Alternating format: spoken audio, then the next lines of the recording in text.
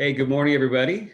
Want to welcome you to Coffee with Dwayne. And if you're joining me, you know that I brought two friends with me today. We always get great feedback every time I bring somebody. So for those of you at Shoreline Community Church, you are no stranger to Pastor Steve. Pastor Steve, you want to say good morning? Good morning, everyone.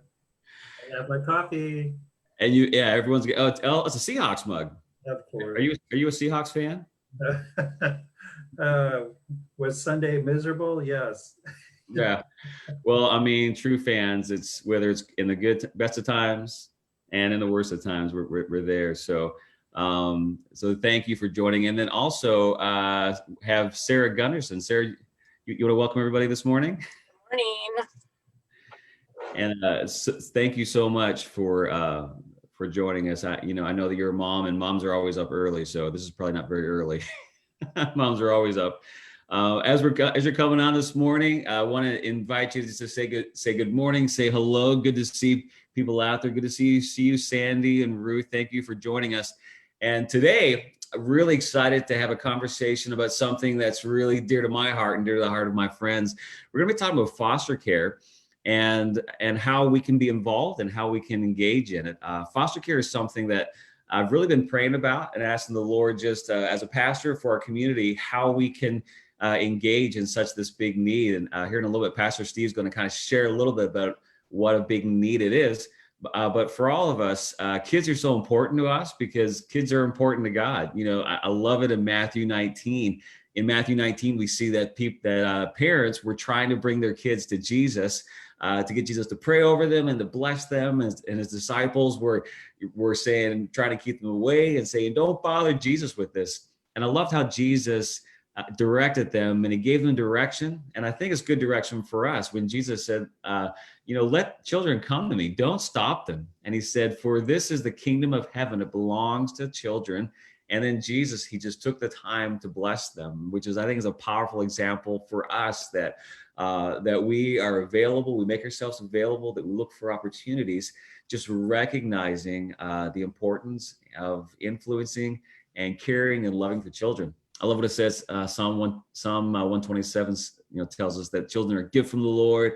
And then Proverbs 22 talks about training a child in the way they should go, so that when they're old, they'll know how to walk. So as we talk about foster care today, and as we get involved, we need to recognize that we're engaging with what God would have us do, what the Lord would have us coming in and loving kids.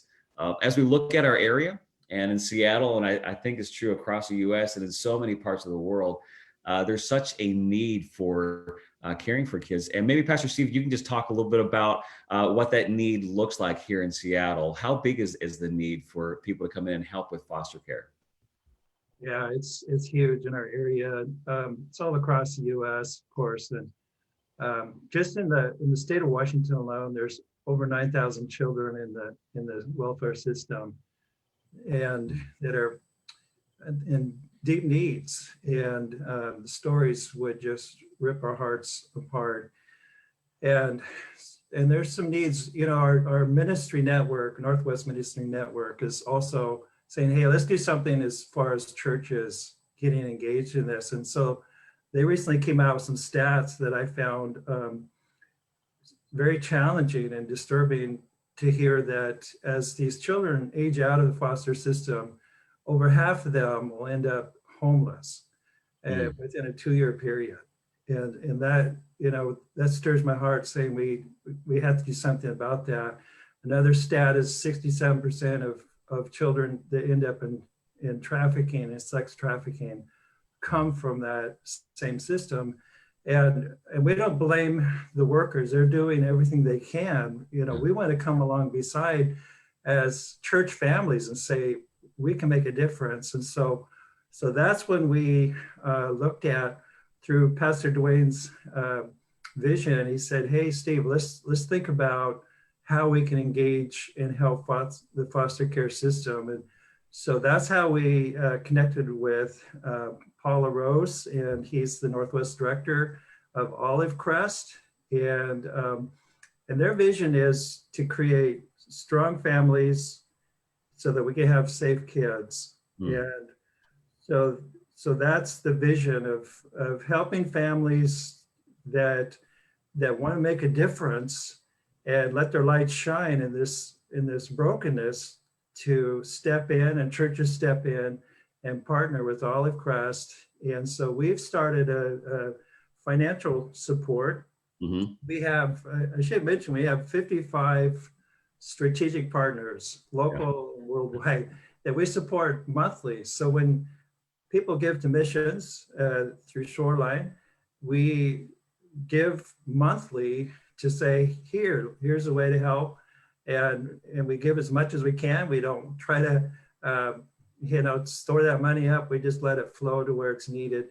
And, but then we're saying, how can we do more? We'll be sharing about that as we kind of discover, I'd love to hear what's John and Sarah have done to foster care, and we'll talk about practical ways we can do more.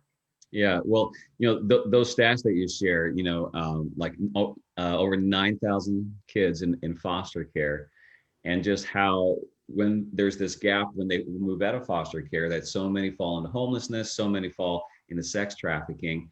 And I like how you recognize that if there weren't people involved, those stats would be worse. There's this big gap that's there. And thinking about the heart of Christ to come in, here comes Olive Crest and the foster care system. And again, just want to echo Pastor Steve's words. We're so thankful for all the social workers, those involved in foster care system, teachers. I know teachers.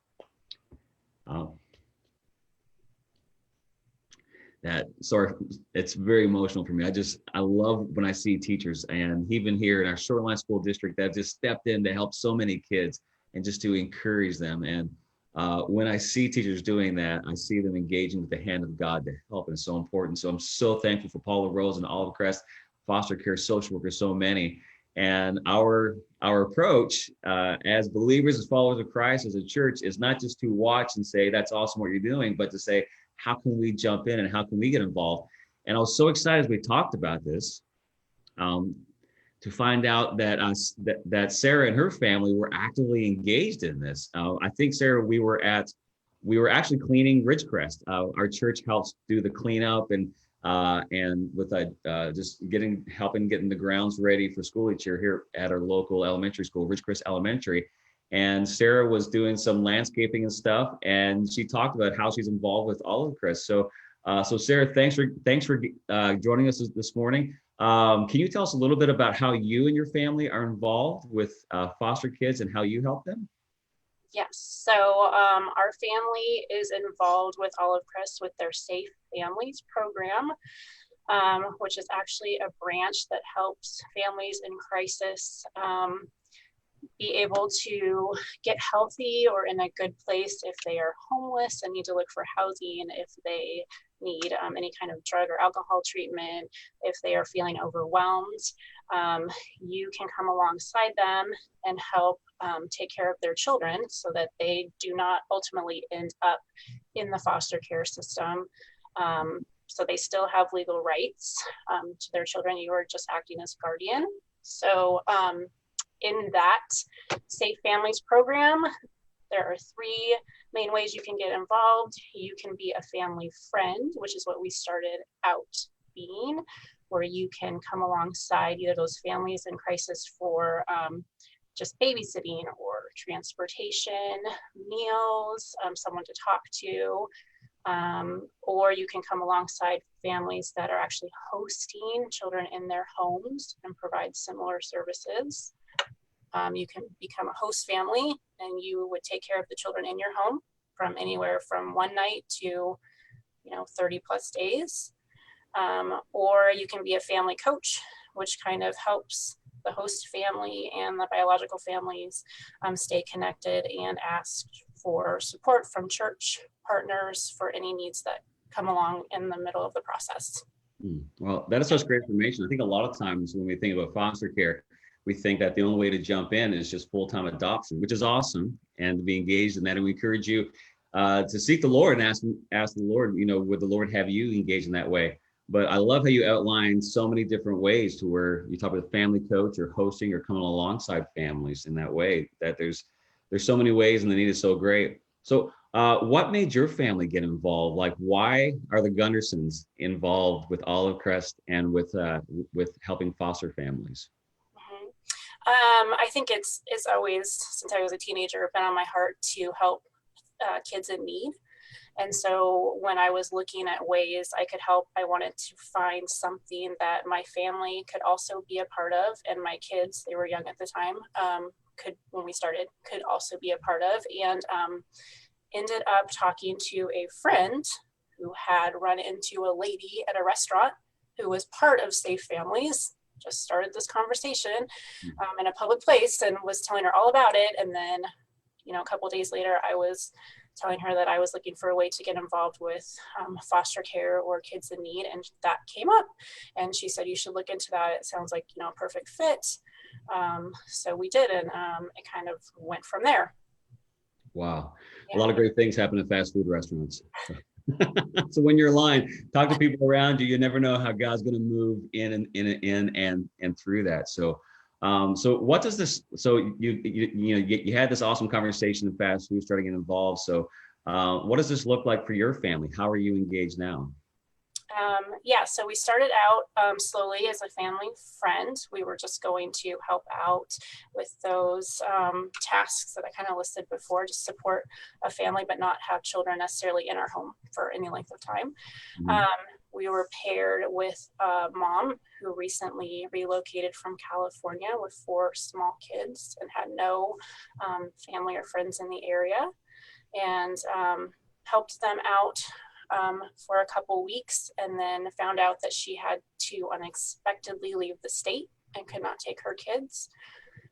We had a relationship with her and felt God telling us that that would be a good place for us to step in and kind of move us further on this path. So contacted Olive Crest, who was amazing, worked with us to get everything in place, the home study, which does happen. There's a home study. It's not as intense as if you were a licensed foster care provider, but got that done. We had already gone through the other things that you need to do, the background check and referrals and everything. So got the home study done, had the kids in our house like 2 days later for 4 days. And that's kind of it, went from there. And I would just like to say that in that, we did need some family friends to come alongside us in that process and help support us for, having that many young kids in your house at once can feel overwhelming. And we did contact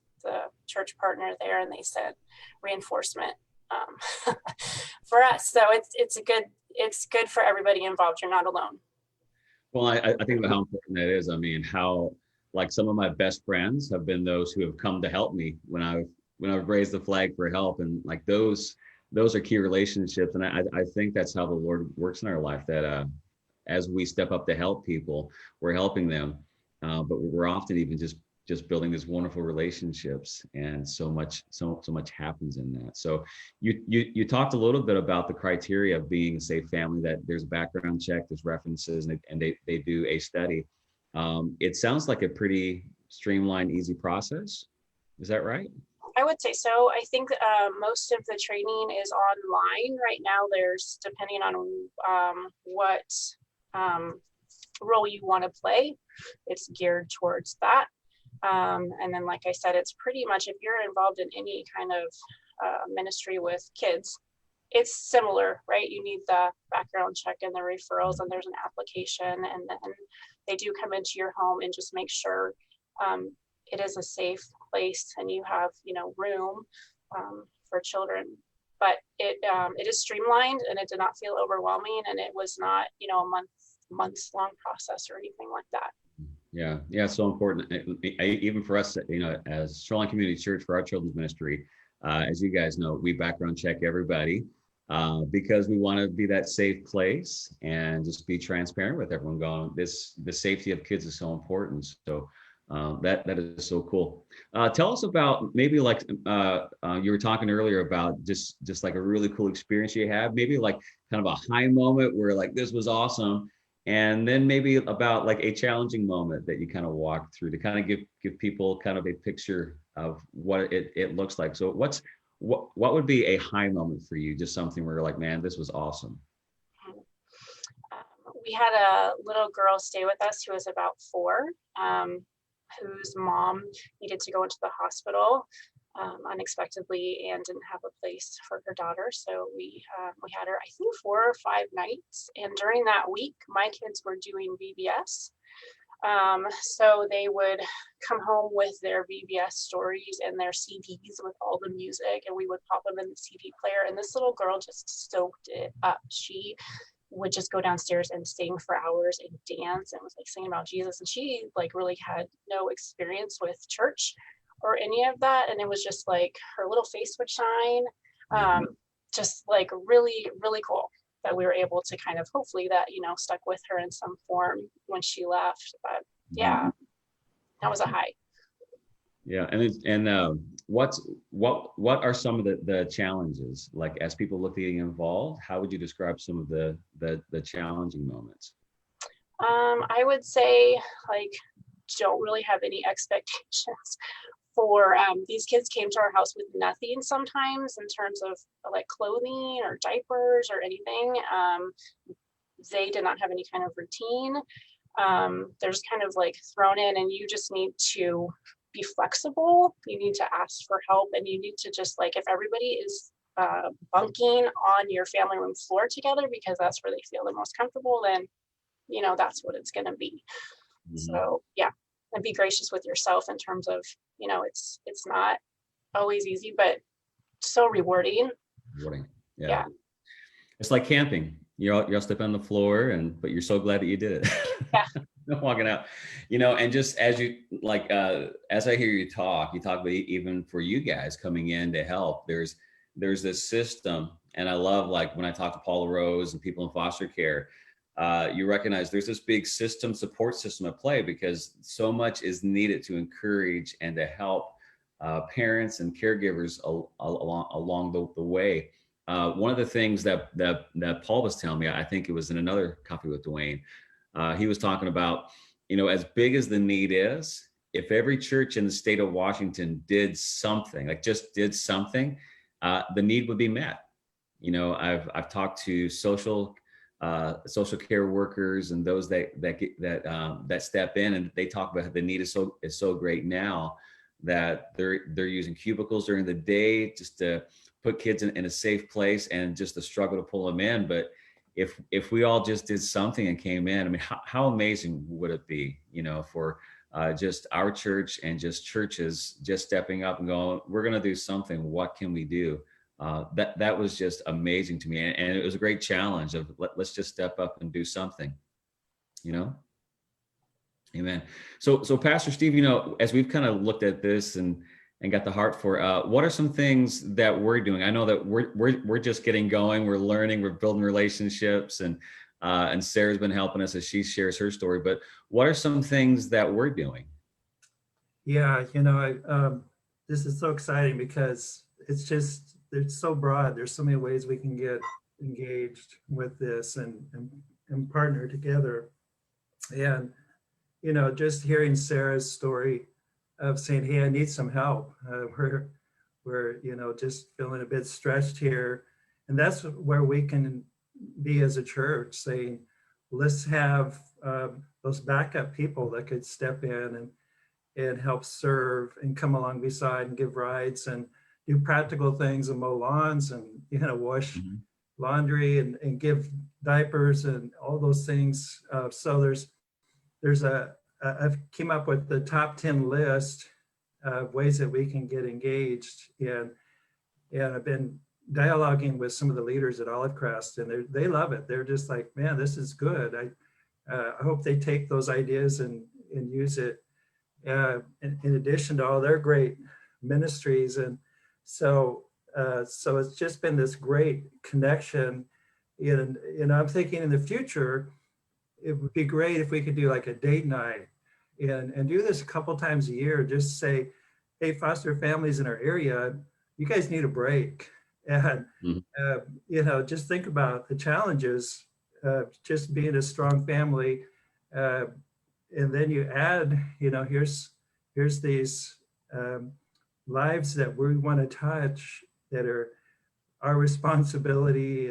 And so there's a lot of added weight. And so, here's a date night. So families show up, drop your kids off. The church will have screened workers ready to love those kids, and the couple or the parent could go off and just have a fun night. Give them a gift card. Say, hey, just go have a dinner and a movie, and Mhm. just a break.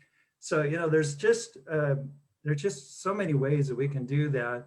This year, with the COVID restrictions, and um, we're still trying to figure out how we can minister to kids safely, and it's going to probably take a little bit more time before we can jump in full speed. But this year we're thinking, okay, let's give families just a fun night in a box kind of idea. Let's build, so we're gonna build what we're calling Buddy the Elf party night for families, for foster families.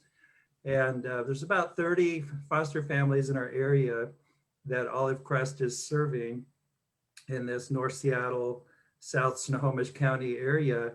And so we want to build these boxes, Buddy the Elf. So we're going to have Elf the movie. We're going to have a gift card for pizza.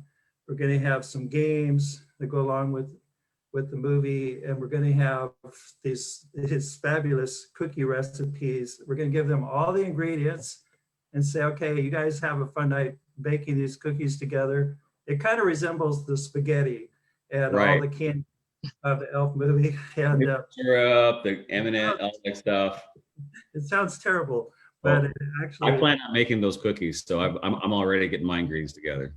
I think it's gonna be great. And each box has a value of about $50 to build. And so just with all the COVID concerns, we're not gonna ask families to go out and chase down at the stores and be at risk, but we're gonna order everything online and get it brought in and build these boxes. So if you want to be a part of helping to build the boxes, and little touch cards saying with love from Shoreline Community Church. And then we're going to get that into the hands of these families, these foster families, in time for Christmas. So they'll have a great night of having some fun. When you think about, for some of these kids, that will probably be a rare experience to have, a fun night at home with laughter and the goodies. And, that's what touches me when you stop and think about what this will be like for some of these children that have never experienced that. So sorry to get hockey tears, Pastor Dwayne. But well, yeah. I'm very, very highly contagious as it relates to hockey tears. So that's awesome. Well, I was just thinking about just the experience of even just baking together, getting to bake together and cook together and have fun together and laugh. And, it's not just in front of a screen, for our kids, we try to get involved in new things like that. So how awesome that is. And the box is going to have all the ingredients. There are some people, like when it comes to baking, I think sometimes the hardest part is just assembling all the stuff to do it, but just having it, here it is, and to go.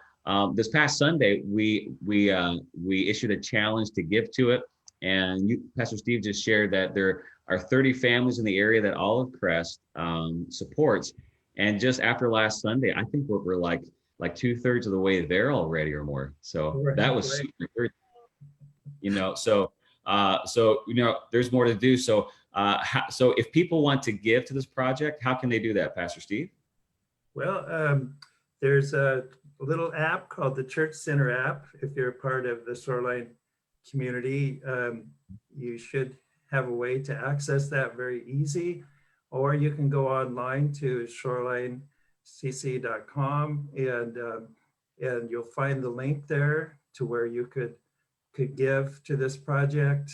And so yeah, any way you can give, that would be used. And if we go above the amount for the boxes, we'll just apply that to future projects. We can expand maybe a few more boxes too. Right. So yeah, but in the future, I think there's going to be even a greater way we can serve in very practical ways. Mm-hmm. Yeah, and for those watching, 100% of everything that comes in goes right to it. So Pastor Steve's not packing M&Ms in his office.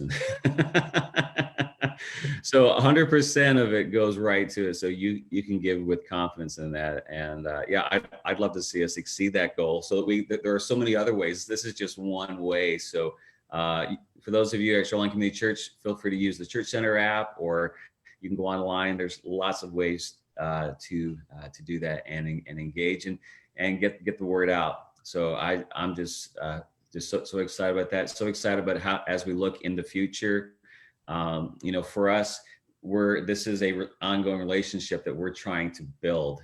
And I think especially with kids, those of you that whether you teach in schools or you're engaging in foster care or engage with kids in any way, even with the ministry of church, I think one of the biggest things that make a big difference in people's life, in a child's life, is consistency.